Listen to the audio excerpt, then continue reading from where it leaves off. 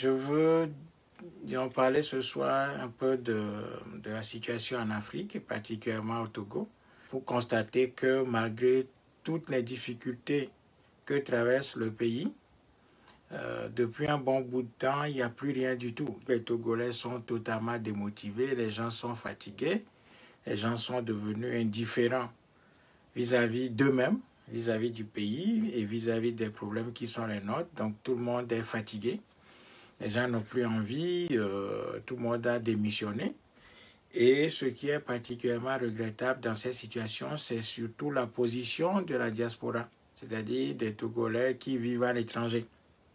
On constate que les Togolais vivant à l'étranger ne mesurent pas la gravité de la situation et ne veulent pas du tout assumer les responsabilités. Surtout que dans le pays, tout est bloqué, les gens ont peur, les gens sont totalement laminés, le peuple est contraint à la démission, il a peur, il est devenu indifférent, les différentes palinodies et les différents actes de démotivation posés par les soi-disant opposants, c'est-à-dire les partis politiques institutionnels, ont fini par entamer le moral de notre peuple. Tout ceci accumulé avec la violence et la corruption du pouvoir en place qui n'a cessé de taper sur les Togolais depuis 1963 en commettant des actes criminels incessants, des assassinats, des coups et blessures, des répressions diverses et variées, la faim installée comme méthode de gouvernement, la soif installée comme méthode de gouvernement, la privation de tous les biens de première nécessité imposés par ce gouvernement à notre peuple, le fait que les Togolais eux-mêmes ne théorisent pas assez et versent souvent dans des agitations stériles. Finalement, tout ceci a entamé le moral de notre peuple et notre peuple est démotivé, n'a plus confiance, ne veut plus du tout, en tout cas pour le moment, prendre le risque d'affronter ce régime. Et le fait que nous n'ayons pas suffisamment théorisé depuis plusieurs années, ça fait qu'aujourd'hui, nous nous retrouvons dans une situation extrêmement compliquée où on constate une démission collective devant ce régime criminel. Et ce régime criminel estime être sur un boulevard où rien ne peut s'opposer à lui. Il emprisonne des gens qu'il veut, il chasse des gens du pays, il affame le peuple, il ferme des journaux, il suspend des journaux, il suspend la presse, il suspend des journalistes qui lui créent des soucis. Et tout ceci se passe comme une lettre à la poste, il n'y a pas de riposte, il n'y a rien. Tout le monde est fatigué, tout le monde a démissionné pour le moment. Ce qui fait que quand la situation est comme ça, nous revenons toujours à notre appel que nous n'avons cessé de lancer, à savoir qu'il y a nécessité pour des patriotes de se lever, de se constituer pour dépasser ce blocage. Voilà. Il faut qu'il y ait des gens qui s'élèvent dans ce pays, qui se hissent au-dessus des partis politiques et de leurs querelles intestines, stériles, qui n'apportent rien du tout, pour reprendre la situation en main et remobiliser le peuple en le formant aux méthodes de la lutte de libération. Et ça, ce travail-là, c'est un travail qui est extrêmement important. Si nous ne faisons pas ce travail-là, nous allons rester où nous sommes et ce régime va continuer parce que ce régime est en train déjà de préparer 2025. C'est pour ça que ce régime est en train de museler la presse. C'est pour ça que ce régime est en train de taper sur les journalistes qui ne sont pas du tout soumis totalement à ce régime. Après avoir détruit, après avoir neutralisé son opposition, ces partis politiques institutionnels qui ne cessent de l'accompagner depuis les années 90, ce régime a décidé maintenant de taper sur la presse, notamment quelques journalistes qui sont ciblés. Pourquoi? Tout simplement parce que ce régime est en train de préparer, d'asseoir les bases hein, d'un passage en force en 2025. Et ça, il faut bien l'intégrer. Donc, quand la situation est comme ça, elle appelle à la constitution de patriotes, des gens qui ne supportent pas cette situation, des gens qui n'ont pas le cœur en paix, des gens qui ne peuvent pas rester les bras croisés pour voir la démolition du pays, des gens qui n'acceptent pas du tout cette situation doivent absolument se donner la main, se rejoindre et commencer un travail de remobilisation, de formation et surtout de planification stratégique dans le sens de l'avènement d'un tsunami populaire. Voilà. Et ce travail-là, les Togolais qui sont à l'étranger ont une lourde responsabilité à jouer là-dedans. Si les Togolais qui sont à l'étranger ne voient pas les difficultés dans lesquelles se trouve notre peuple au pays, sur le territoire, sur l'enclos colonial du Togo, pour assumer les responsabilités, à savoir se retrouver très rapidement pour réfléchir, tirer les enseignements d'un passé difficile, d'un passé d'échec, pour ne pas répéter les mêmes choses et aller vers la formation du peuple, eh bien, nous sommes morts. Il ne nous reste qu'à élargir les cimetières. Voilà, il ne nous restera qu'à élargir les cimetières parce que les années à venir s'annoncent extrêmement difficiles devant nous. Voilà pourquoi, en face de cette gravité, les Togolais de l'étranger doivent mesurer les responsabilités. Cet appel-là, ça ne date pas d'aujourd'hui. Nous avons accusé un très grand retard, d'ailleurs, dans ce travail-là. Nous avons, en tant que Mortra, essayé de bouger les Togolais dans ce sens. Nous avons élaboré des outils, à savoir la caravane de la diaspora togolaise. Mais, voilà, on n'a rien fait jusqu'à présent. Voyez? Donc, c'est ça notre réalité. C'est ça notre réalité. On a l'impression que tout va bien, alors que tout va extrêmement mal. Ce silence et cette indifférence cachent absolument la gravité de la situation. Donc, nous sommes condamnés à nous retrouver. Nonobstant les mesures sanitaires qui sont mises en place durant cette pandémie, nous avons plusieurs outils qui pourraient nous permettre de nous retrouver, de discuter, d'échanger et de commencer un travail de remobilisation. Parce que si nous ne faisons pas ce travail-là, le régime togolais va continuer son déploiement dans le pays, raison pour laquelle ce régime est en train de taper actuellement sur tous les journalistes qui ne sont pas soumis à ses ordres dans le pays. Voyez? Donc, nous n'avons pas le choix. Nous n'avons pas le choix. C'est-à-dire que le choix qui s'offre à nous, c'est un choix de suicide. Soit nous avons la capacité et le courage de tirer les enseignements de ce passé d'échec et refaire les choses, essayer de construire quelque chose de solide qui soit adapté à la nature du régime, ou alors nous continuons à agir comme nous le faisons actuellement, c'est-à-dire en ne faisant rien du tout, en restant chacun isolé l'un de l'autre, en restant dans des guéguerres inutiles, en restant dans des histoires qui ne nous rapportent rien du tout. Et en ce moment-là, ce régime continuera tout simplement son déploiement et son exercice dans le pays. Voilà le choix qui s'offre à nous. Et face à ce choix-là, je ne pense pas qu'un peuple qui a envie de vivre, qui a envie de renaître, qui a envie de reprendre son destin en main, puisse choisir la deuxième option, c'est-à-dire le choix de l'immobilisme et le choix de ne rien faire. Voilà. Si l'inaction était la solution, ça aurait été quelque chose d'extrêmement agréable pour nous, de constater que notre immobilisme nous conduirait à quelque chose de salvateur. La réalité, c'est que l'immobilisme n'est pas du tout une option pour nous. L'immobilisme et l'indifférence ne sont pas du tout une option pour nous. Nous sommes condamnés à l'action. Et cette action, elle a besoin d'être théorisée, d'être pensée. Voilà. C'est parce que nous n'avons pas suffisamment pensé nos actions que nous nous sommes retrouvés dans une situation qui est aujourd'hui extrêmement compliquée. Parce que nous avons vendu du rêve nous avons vendu du rêve à notre peuple. Nous l'avons poussé dans des agitations stériles au lendemain des fraudes électorales que nous n'avons même pas anticipées. Voyez, nous avons de manière répétée conduit notre peuple à s'agiter.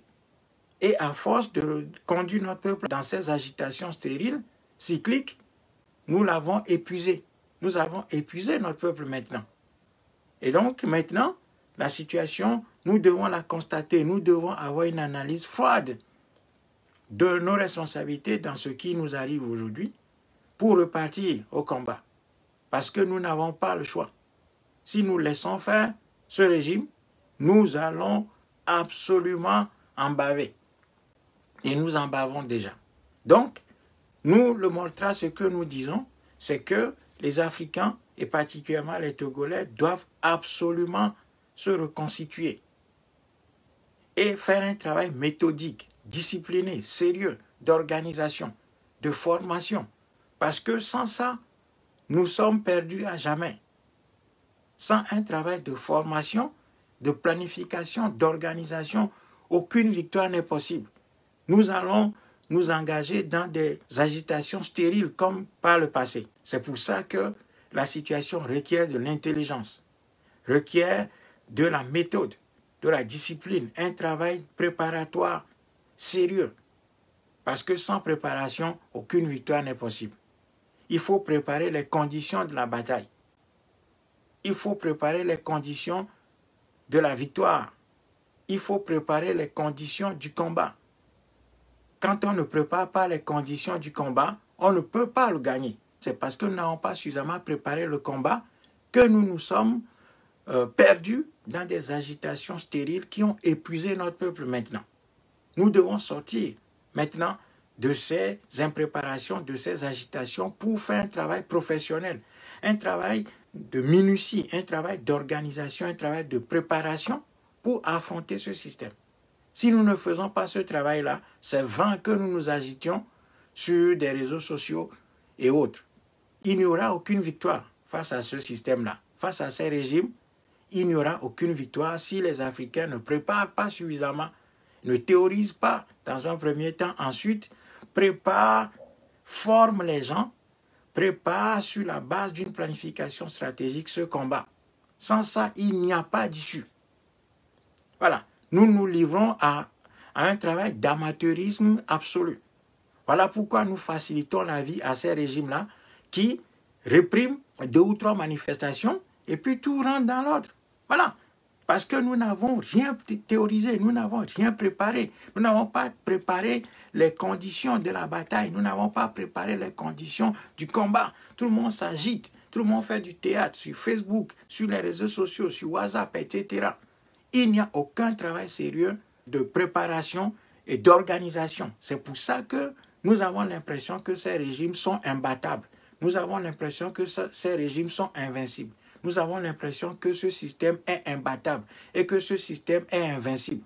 Alors que c'est notre impréparation, c'est notre désorganisation, c'est notre indiscipline, c'est l'absence de notre planification stratégique qui nous font croire que ces régimes-là et ce système sont imbattables, sont invincibles. La force de ce système vient de la faiblesse de notre organisation. Tout le problème est là. C'est notre désorganisation et l'absence d'un travail sérieux de préparation, d'organisation en amont qui fait que ce système-là s'estime extrêmement puissant et imbattable et invincible. C'est ça l'analyse qu'il faut faire. Et quand on fait cette analyse-là, on doit s'orienter vers un travail de préparation et d'organisation, surtout de formation. Le tsunami populaire auquel nous appelons, c'est un métier, ce n'est pas de l'amateurisme. Et ce régime est très conscient de ça. Ce système criminel colonial est conscient que c'est lorsque les peuples seront bien préparés, seront aguerris, seront conduits par un leadership qui sait, qui maîtrise les règles et les lois de l'histoire, c'est de là que viendra sa fin. C'est pour ça que ce système et ces régimes-là font tout pour étouffer un travail préparatoire. Et nous-mêmes, nous contribuons à cela. nous contribuons, nous apportons de l'aide à ce système pour qui nous empêche de nous organiser efficacement parce qu'on est toujours dans le théâtre, on est dans les agitations stériles, on est dans le m'as-tu vu et on ne fait aucun travail sérieux d'organisation à la base. C'est là que se trouve la faiblesse de tout ce que les Africains font jusqu'ici. Voilà pourquoi il faut faire ce diagnostic-là pour aboutir à la conclusion que nous devons poser bas à terre et commencer un travail sérieux d'organisation dans la discipline, dans le sérieux, dans la discipline, dans l'ordre, autour d'un leadership qui est radicalement différent de tout ce que nous avons considéré jusqu'ici comme leadership. Parce que les élites coloniales que nous considérons comme des leaders, ces gens-là ne peuvent pas conduire une lutte de libération. Ces gens font partie du système, font partie du problème. L'élite coloniale n'a jamais mené une lutte de libération. C'est ça que les Africains doivent comprendre. Pour ne plus faire confiance à des gens qui ont envie simplement de remplacer les dictateurs en place pour continuer le même système. C'est pour ça que ces gens sont dans l'électoralisme béat. C'est pour ça que ces gens sont dans des condamnations telles que le dialogue, l'alternance ou des choses comme ça. Des choses qui n'ont jamais bougé un cadre colonial. Si les Africains ne comprennent pas ces notions-là et travaillent sérieusement à préparer le combat libérateur, eh bien, il n'y aura absolument rien. Nous allons continuer à tourner en rond. Et les dictateurs et le système, tout leur soutien intérieur et étranger vont continuer à se moquer de nous et à taper 2-3 fois par-ci, par-là sur notre peuple et tout rentrerait dans l'ordre. Comme on le voit. Vous voyez, dans tous les pays aujourd'hui, c'est la même chose. Ces gens-là, ils arrivent, ils tirent dans le tas, il y a 2-3 morts, ils tapent sur 2-3 personnes, ils blessent des gens, les gens fuient, et tout s'arrête.